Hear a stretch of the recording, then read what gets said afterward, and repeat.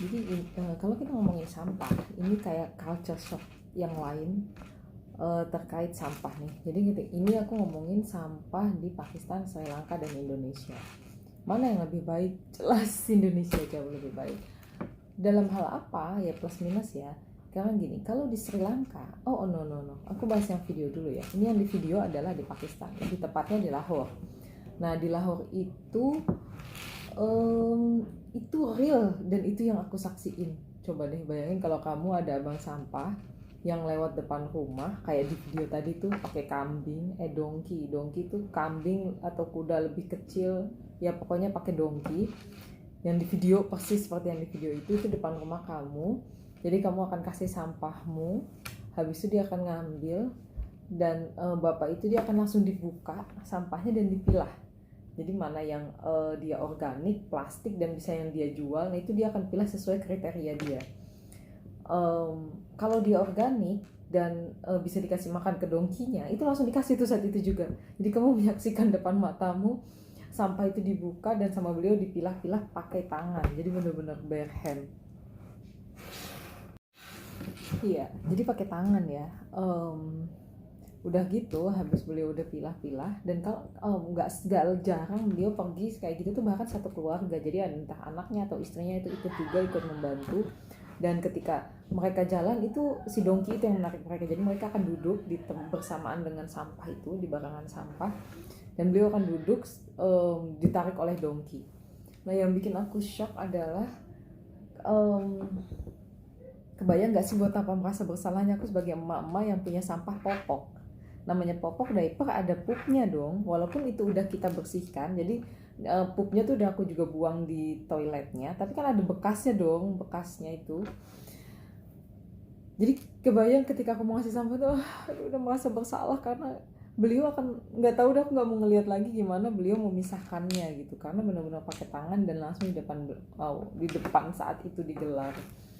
Nah dari situ langsung nanti beliau bawa ke tempat lokasi. Nah itu aku nggak pernah ngeliat entah di mana penampungannya, tapi aku belum nemu.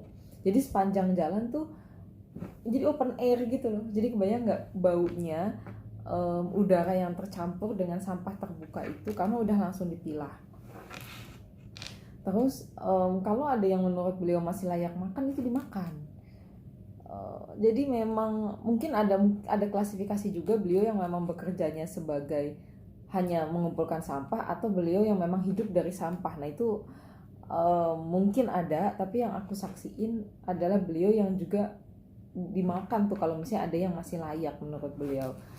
Nah dari situ aku tuh langsung wow, dan ini real gitu. Aku sampai tanya sama saudara di sana tuh, sama saudara suami kan, ini memang begitu? Ya begitu gitu. Dan menurut mereka itu bukan hal yang luar biasa ketika orang melakukan itu gitu, itu wajar aja karena memang begitu gitu.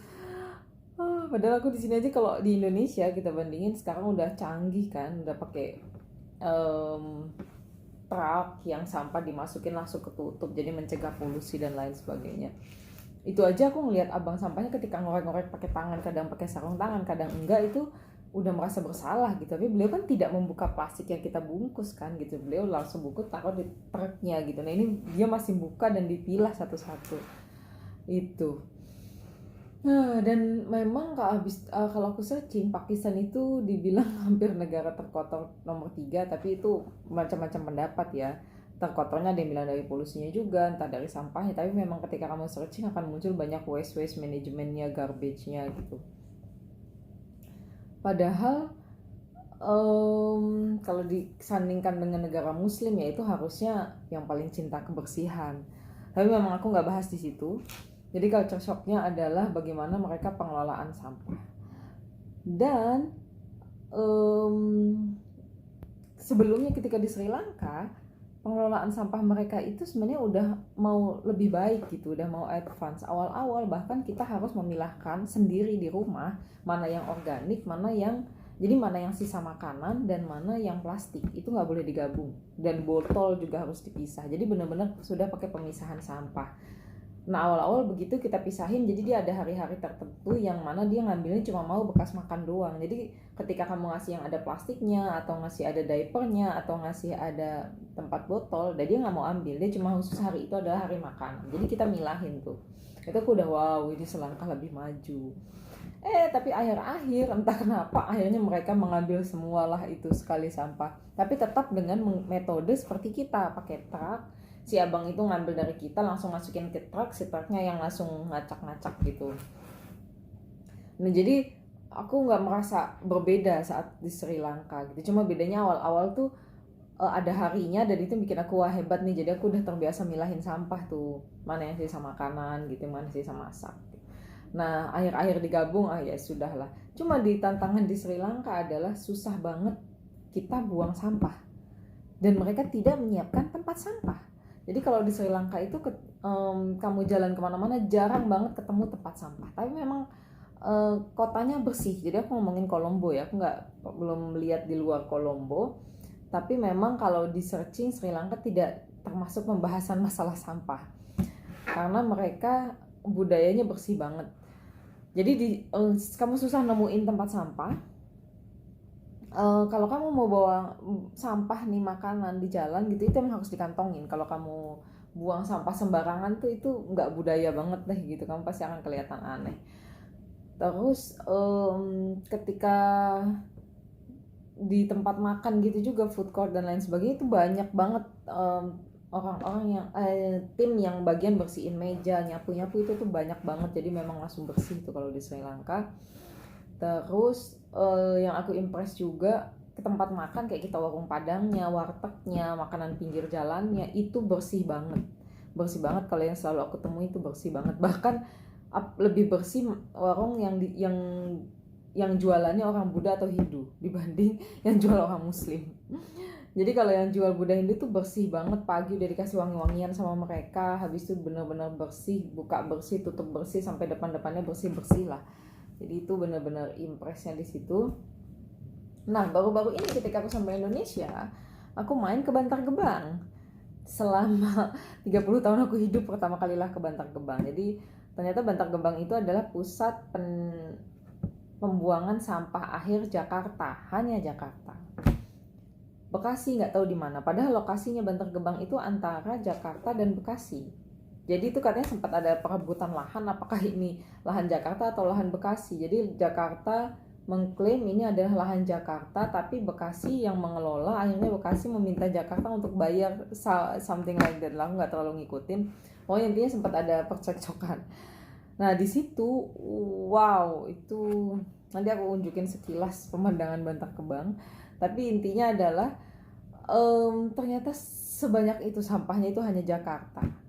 Jadi kebayang, cuma sekarang lebih canggih sih. Next aku bahas tersendiri kali kalau buat Bantar Gebang. Cuma aku membandingin bahwa Indonesia itu dengan kalau perbandingannya adalah negara tersebut, kita udah jauh lebih advance, sudah lebih maju terkait pengelolaan sampahnya. Karena kita harus, dengan jumlah penduduk kita yang banyak, ketika kita nggak mikirin sampah ini, wow, bayang deh, kita kan punya banyak gunung-gunung yang itu berasal dari sampah. So, culture shock ini adalah terkait sampah. Jadi di video yang teman-teman lihat tadi, aku ambil dari YouTube F6 or something like that. Boleh DM nanti untuk kreditnya. Itu yang aku lihat dan aku saksiin banget. Jadi itu yang buat aku wow, benar-benar ternganga. Kambing orang langsung milihin sampah depan rumah. Oh, wow, itu luar biasa banget deh. Kayak aku langsung mundur beberapa puluh tahun ke belakang. Tapi memang that's the reality. So begitulah edisi shock persampahan. Kalau di Sri Lanka, karena dia ada harinya untuk pengambilan sampah dan tidak ditumpuk di satu tempat. Jadi kalau kita kan setiap hari pasti ada abang sampah yang ngambil, dan itu mudah. Kalau kita tidak, kalau di Korea kita nonton film kan ada tempat untuk kita naruh sampah sebelum mereka lewat ya, sebelum diambil. Kalau di Sri Lanka nggak ada. Jadi kita harus benar-benar lari ketika si abang sampah itu datang. Yang jamnya kadang random, harinya ada tapi jamnya kadang random. Dan kalau yang rumahnya jauh kayak masuk ke gang gitu, kayak aku tuh harus langsung merhatiin, oh itu abang sampah, udah harus lari-lari. Karena kita nggak bisa naruh sampah duluan gitu di suatu tempat tuh nggak bisa. Jadi harus lari-lari, dan akhirnya kalau males, apalagi yang rumahnya tingkat kayak aku, jadi harus turun lagi, harus itu jadi drama banget untuk ngasih sampahnya.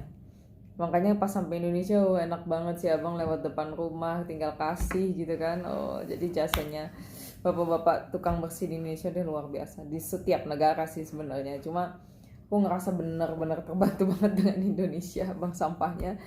Di negara lain tuh ya tadi di Pakistan begitu, di Sri Lanka begitu, dan kita nggak bahas Eropa. Kalau kita bandingin Eropa, itu sistem yang sangat sudah berjalan. Tapi kalau kamu tahu, coba dicari tahu yang membuang sampah menurut kamu Eropa, negara sebersih itu, negara semaju itu, Eropa atau Amerika, mereka sampahnya dikemanain? Hah? Ke negara-negara seperti kita. Jadi bahkan ada berita Sri Lanka itu mau menerima sampah dari luar. Karena apa? Untuk dikelola gitu. Dan untuk apa? Untuk penghasilan. Cuma aku nggak ngikutin beritanya, dan aku belum research lagi, jadi aku nggak ngomongin panjang. Tapi itulah yang terjadi. Negara-negara yang kaya raya, maju seperti itulah, dia buang sampah ke negara-negara seperti kita. Dan kalau kamu tahu, pasti di Indonesia juga ada kebijakan seperti itu, menerima sampah untuk dikelola. Karena ada uangnya, men. Ya, itulah negara seperti kita mencari uang, tapi untuk kenikmatan mereka. Jadi memang ketika kamu yang pernah ke Eropa, Amerika, atau negara maju sana, atau Singapura yang terdekat, pasti kehidupan akan lebih baik. Tapi ada negara-negara lain dan orang-orang lain yang harus menanggung risiko dari kehidupan baik itu. Ya begitulah. Oke, jadi culture shock kali ini adalah sampah. Oke, terima kasih, bye bye.